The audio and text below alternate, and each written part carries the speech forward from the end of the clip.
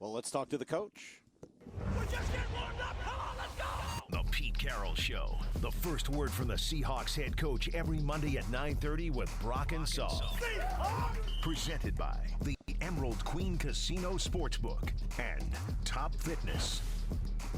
Well, Coach, obviously a frustrating day in L.A. yesterday. Kind of dig into the game here over the next 20 minutes or so, but let's just start with Gino.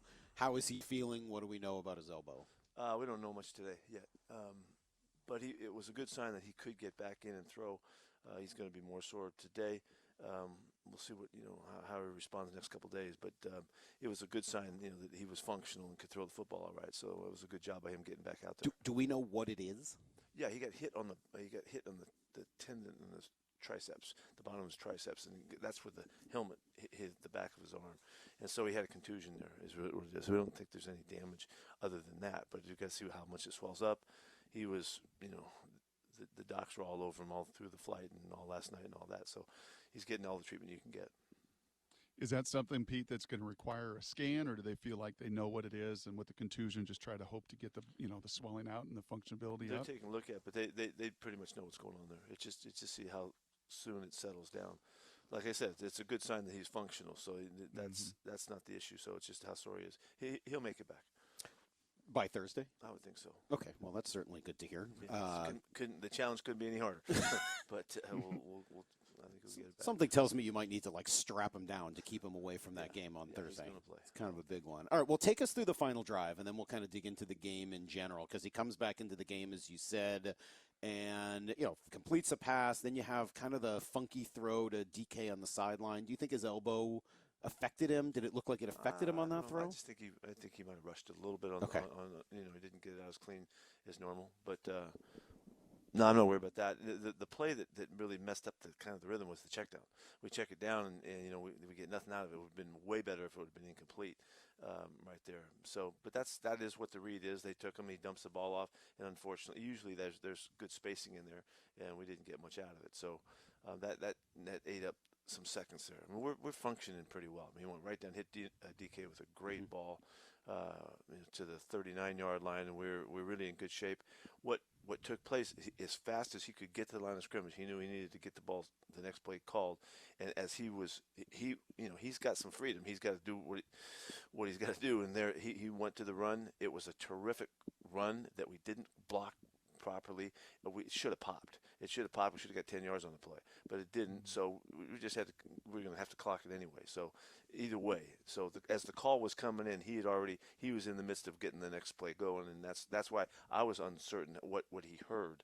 Well, he said he didn't hear anything, right? He said there was a malfunction of some sort in his headset. Yeah, well, he was going. I think it was kind of a talking over. He couldn't hear anything, so he went ahead and made his call, which was fine. And really, that was either way. It would have been. We needed to go as quickly as we can to get the ball spotted. You don't want the ball spiked there? No, we like pushing it. We like pushing and taking advantage of it. We practice it all the time. You try to keep them where they're not as set. And I mean, the difference is a few seconds, but we think that the success of that call is usually if we function well. But we didn't see the front clear enough to pick the linebacker, and unfortunately, we get a few yards instead of getting 7 or 8 at that time. I think one of the other questions you'll hear though is why not throw the ball there with the hope of getting 2 plays or farther down the field. Once you run the ball, that's it. That's the last play you're going to get, right? Well, it depends. It depends what happens. The success of the play is really what you need right there. It doesn't matter where you throw the ball or not. So how many yards do you make? And that was something we practice all the time. It's not something that we don't. And he went to it, and that's where we got. We just got 2 or 3 yards. Is what happened. So we didn't get enough. Then there's 7 seconds, in which there was really 8, and might have helped a little bit if we saw it was 8 to try to get a few more yards. But that's a kick, when he's kicking so well, and he's already hit a 54 and a 52. That it winds up being 55. That didn't bother me at all. We just need to go kick it and win the game, and unfortunately, we didn't get it right. So, and you can see this is the league, man. This is how it goes. All the way down to the last second. Last week it was beautiful, and this week we didn't quite get it right, and they get a win. So it's really, it's an unfortunate and frustrating game for us. Pete, talk to me about the end of first half mechanics and just the thought process to call the timeout and then not to call the timeout. Just kind of walk me through that, if you would. Yeah, we wanted to see if they would kill the clock for us, right there. If we don't get the ball back with a timeout, then it's not really valuable to us. I mean, there's not going to be enough time. So we try to see if they would throw the ball through incomplete. Maybe they'd stop it for us in their situation. So it was just a shot. It was just a thought, a competitive moment to try to see if we could, get out of there with a timeout and we'd have a chance. And so we put it on them to function, and they went the other way. So it was no big deal. We couldn't do anything about it. We were trying to max it out. We took a shot at it, but it didn't work. To get the ball back doesn't help us if we get 15, 18 seconds left. So you got to have enough time to do something with it. What do you think? Go ahead. Just talk to me, Coach, about the overall offensive performance as you got on the plane and you watched the tape. What jumped out to you about an unbelievable start, and then just again a swing of 1 for 11 on third down after 4 for 4 start? Kind of walk me through what you saw offensively. Yeah, we really were ready to function really well. We went up and down the field there cleanly. Penalties figured in, and we just happened to be the worst of the worst penalty games, and it figured into look at the D&Ds on third downs, and how long they were. That's the part that's hard to function at, and those were caused by penalties or by miscues, and that's what upset the rhythm of it, because we felt fine about our ability to mix, protecting the quarterback. All of that felt fine, and the movement of the ball. But we got knocked back a couple times. We got to take the field goal instead of the touchdowns, those were crucial. Look, I mean, any one of those, touchdowns is a whole different ball game for us, and unfortunately, that's what the day was. So what do you do about the penalties? I mean, it's been kind of a recurring problem this year. We've talked about it a few times. Yeah. I don't think anybody expects you to change your personality and become, a yeller and a screamer but that has nothing to do with it. But what do you do? It has nothing to do with it. That's not the way to look at it. Well, that's my point. The way to look at it is we have to have guys make really good decisions at the right times. That's what we have to. I mean, just look at the examples of experienced players going for it and would jump off sides a couple times. What are we doing? How that's not that it's not a point of emphasis. It is a tremendous point of emphasis. But it still happened. We got hard counted by their quarterback, and they got us. And it was two guys that have been around forever, and so that's something we just have to not allow that to take place, because we're working it hard. And the decisions when you have a chance to, whether you hang on to a guy or you don't, whether you throw a guy and you dune buggy the guy down on the ground. I mean, Spoon knew exactly what happened as soon as it happened. I was surprised they didn't call it initially, and the whole way that whole thing came about was kind of cruddy. But it, because they didn't call the penalty, and then they talked about it and they called the penalty. That doesn't happen very often, but it did, and it was legit, I think, and so I got no problem with that.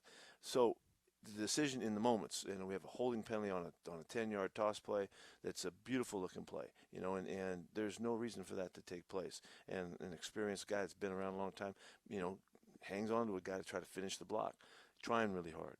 If there's anything that I have really, and I think this is totally on me, this whole penalty thing is on me, that I get these guys in a mentality where they're going to go for it, they're going to push it, they're going to take it to the limit, they're going to take it to the edge, and that allows them sometimes they make a poor choice in there. And so that, if anything, you said, yeah, the nature of the coach might have to adapt here some, because I'm not getting what I need out of these guys. And this is my responsibility when you see 12. That's not these guys. I mean, I got to do a better job, and I'm on it, but I'm not on it well enough, and I'm not getting the point across. And so I've just got to keep doing it more. We have to take more stops in the practice to make sure we point it out. We did that Wednesday's practice. We stopped practice. The coaches talked to their guys on offense and defense just like it was halftime, and gave them a talk. We're loose at the line of scrimmage. We're loose here. We got to get our stuff. It's like here we're going in the second half. In the whole second half of practice, we did it perfectly. I got to use that example at halftime. I talked about it. I told all the guys, this happened to us on Wednesday. We know how to turn it, get this thing turned. No more. We're not making any more mistakes. We're not giving them nothing. And there was still a couple in the second half. So what do you do in your job when you have a problem like this that's upsetting to you, right? It's bothering you, and you saying, I'm not doing a good enough job with it. What's your process for figuring that out? Do you meet with people? Do you just stay up and think about it and go over it in your mind? How do you personally deal with that? Everything you can think of, that I can think of, I'm doing. I mean, whether it's talking to the coaches, talking to the position coaches, the way that they drill, the emphasis, the film that we show, the comments that we make during practice, pulling guys out, alerting them. I mean, all of the stuff that we can think of, and it just has not hit home. And so I wish it was easier to say, like, the young guys are having the issues, but that's why it started with, we had 2 of our most experienced guys jumped early in the game, and so it's more than that. So we just have to. This isn't something you should be freaked out about, really. Just make the right decisions is what we have to, and we have to make sure that we point out the right times for the right decisions. That's what we have to do. That's what I have to teach these guys, how to play well, not just play, but play well. And so if it's not getting done, that's my fault. Did you feel like, and I don't want to get you in trouble here with the league, though, did it feel like most of them were legit? I know the spoon one was tough because Nakua gets bumped by somebody else, and that was, didn't like that call at all. And right, the guy from the wrong spot called that too. Correct. To me. But there was nothing there. If you noticed, the receiver ran into Q and stumbled a little bit, and that was the final part of the stumble, and that should not have been called. The one hands to face was legit. We got him on that one, and unfortunately, sloppy. But it's a technique that we use. We're jamming guys all the time. We have to be really good at it. And Reek, with his length, it is a bit of an issue because he is so tall and he is so far up there against guys that sometimes he can be susceptible to that. He knows it. We've worked on it a million times, but it did happen on it. Let's talk about something. Here's something I'd like to talk about pass interference. Think about this. When pass interference is called and the guy was never going to catch the football, what are we doing? Why are we calling that? And I know that's part of the rules. If a guy does it, he does it. But that's not what – every time a pass is thrown and it's contended, we all going, is it a penalty or not? Well, that's not the way we should be playing the game. It shouldn't be like that. So I'm gonna battle on that one. I just think we should have a clearer thought about how that goes with the league and all, because it just is, it's incidental stuff that it has nothing to do with the play. What are we doing? It's the bailout one that drives me crazy. When the guy's throwing it up short and the receiver's coming back for a ball. Yeah, there's stuff. I think our officials are good enough to do that. I think that in the old days they used to do it better. They didn't call as much. Now it's just so vogue that here comes another call. I mean, the calls are coming in regularly, and I just wish that wasn't like that in the game. I think it's disruptive. It's a bad anticipation that you can feel it. Oh, is there a call? Bail yourself out, that kind of thing. And both ways. It happens for us too now. It happens on both sides. I'm not complaining about that. I watched this offense, and just sort of looking at it on paper, it seems really talented. I mean, you got a pretty good quarterback. You got a couple of really good running backs, great wide receiver room, great tight end room, offensive line you guys have really invested in. What is keeping it from reaching its potential? Yeah, the consistency is not where we need it, and that's just staying together, working together, counting on each other. Because we show these great spurts, these great time frames. The first half easily could have been 21. Easily, and we don't have to do anything really different to do that. We don't have to block any guys any harder. We don't have to be any faster. We don't have to be any stronger. We could do that. We just need to find our way. I think if there's anything to help you guys out and help the people that you're talking to, is that there is still a good deal of youth on this team, and we're still gaining familiarity. We're still gaining the confidence that it takes to make the clear decisions at the right time, and we can get better. We'll get better at it, as we move forward. But it's costly and it's hard as hell to live with it when it happens in a game like that. When you say that word, I just immediately in my mind, Pete, just go to offensive line. Like the greatest offensive lines, greatest ever play in Seattle with 2 Hall of Famers, just played together, right, and just built that continuity and familiarity. I love the depth. We've talked about that. So many guys up front. Never seen a team that could play 8, 9 different guys. Is there something to familiarity and continuity growing at the line of scrimmage?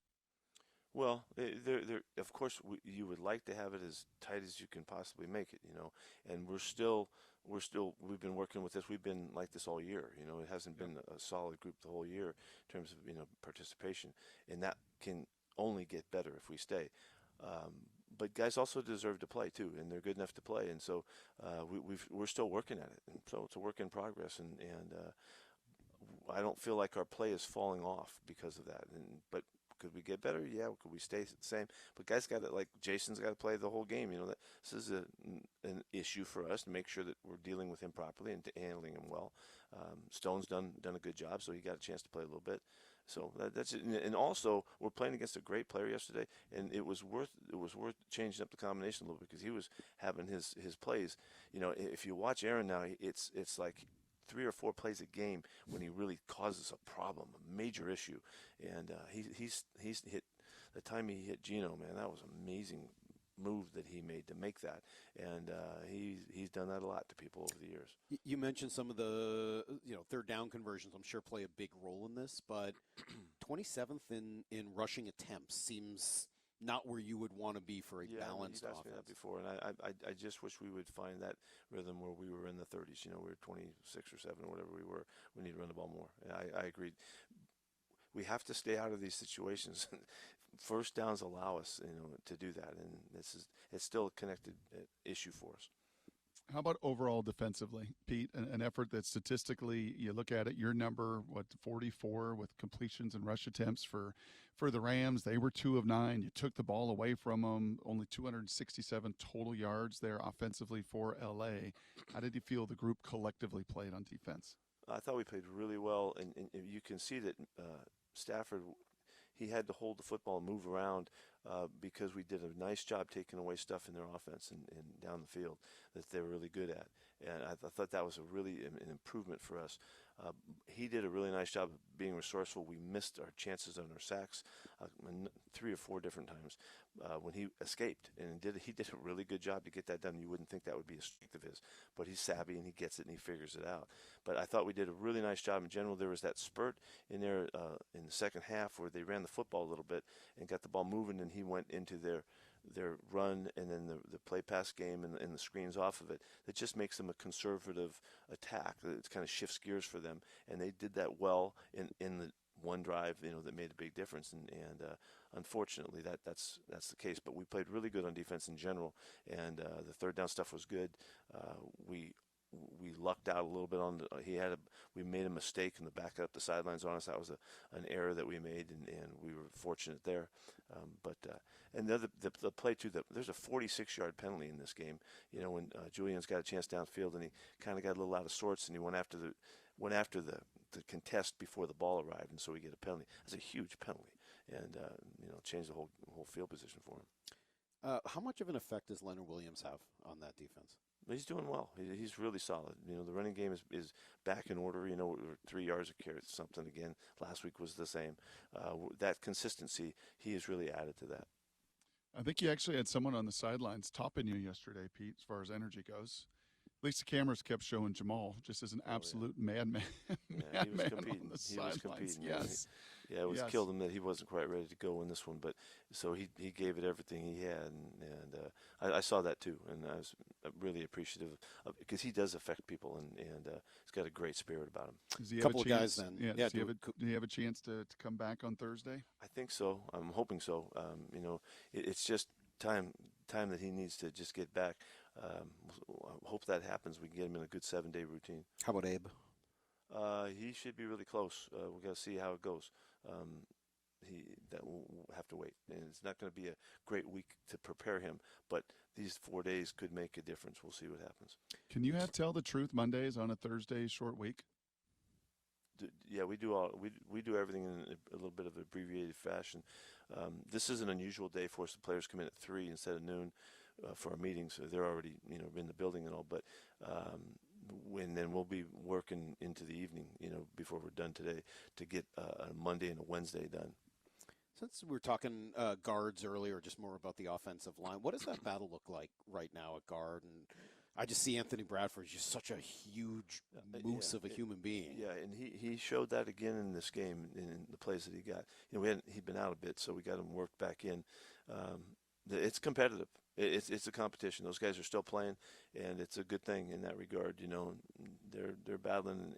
Anthony he has a dimension to him that's a little bit better than other guys in terms of the physical side. He just plays so huge, and he plays strong, and he moves people really well. So we're really attracted to that, of course, and so he continues to stay in the competition of it. I know these short weeks are so tough, and I do appreciate a half hour of unbelievably valuable time. Thanks. Where you got to get back in there and game plan and everything else. Is there at least some help that there's familiarity with this opponent? Yeah, of course. They know us, we know them. I mean, they're doing the same thing we're doing. They just played yesterday too. So we've got the same competitive time frame. We have to do a great job with it. They're back on track. They're really playing good again. They lost kind of the momentum for the 3 weeks there, but they've regained it. It's a really I've been through a lot already. We've had it last night and today. We're into these guys. They're playing really well, and the offense is playing well. They're not making mistakes. They've been really efficient. They've got this array of guys to go to, and they're doing a really nice job of mixing them. It's McCaffrey, it's Kittle, and it's Ayuk. They're all and Debo. They're all doing stuff. So the QB has played really well the last 2 weeks, so that makes them really, really a tough offense. Defensively, they've always been really good, and so they continue to be like that. So it's a really tough opponent. Let's compete this week and see if we can get an edge on them. Go get these guys. Who makes that offense go of that group? It's McCaffrey, really. McCaffrey's he's the middle of the running game, and they're running him late in the game. He's still getting the heck. I don't know. He had 10 carries maybe in the fourth quarter. It seemed like. So he seems to be the centerpiece of it. But they're really highlighted with their other guys, and Purdy he was 21 for 25 yesterday. Had a big game last week too, so he's back on track, and he does make plays now. He makes throws and things happen that you go, how the heck did that happen? How in the world in the NFL with with everything you guys have and all the 32 teams and scouting and the combine and the interviews and everything else? How do I see number 2, 3, 4 overall picks get benched at an alarming rate, and Brock Purdy, who's the last pick in the draft, is leading the league in quarterback efficiency? Yeah. How's that happen? It's a hard one to figure out, but there is something about expectations that make it really challenging for young guys, and the fans and the administration and the coaches, that they can pass judgment in different ways, and guys low expectations of him, do whatever he does, give him a shot, and these guys come into it with a whole different frame of mind, and there's a lot of hype now. There's a lot of build-up, and it's really hard on the young guys to come in and do great, and there's surprises all the time. The Howell kid is doing it at the Commanders. I know they had a little tough time yesterday, but he's a really good football player. He's right there with all the guys that were picked in the first round, as is Purdy. They're doing it, and Purdy does it in a different fashion. He doesn't do it in the classic fashion that other guys do, and it looks a little bit different, but he still continues to find ways to make great plays. Not just good plays, but great plays, and gives their guys a chance to be part of their offense. So it's hard to imagine sometimes. It is. All the work and all the time. But there's the intangibles, and I mean, one of the great all-time stories is Brady. That's one of the all-time stories. He looked weak and frail and not strong enough to throw the ball, and he's the greatest that ever played, and so how did that happen as a 6th-round pick? But it does. And one other thing, it is about the intangibles. It's about those subtle makeup aspects of an individual that gives him the chance to do things that other guys don't and see things that other good people don't. And sometimes that's hard to detect when you're height, weight, and speeding them, and that's not the factor. We get a little things. What will you do for Thanksgiving? Friday? Well, we'll sneak in a few minutes in there. We got family and stuff that'll be around. I won't see him much. But KJ Wright told us that he makes spaghetti for Thanksgiving. How do we feel about that? That's a good tradition in their household. It wouldn't be mine. Go get him this week, Pete. Right, Thankful Coach. for the time. Good luck man. on a short week. We'll talk to you on Friday. There you go. That's Pete Carroll.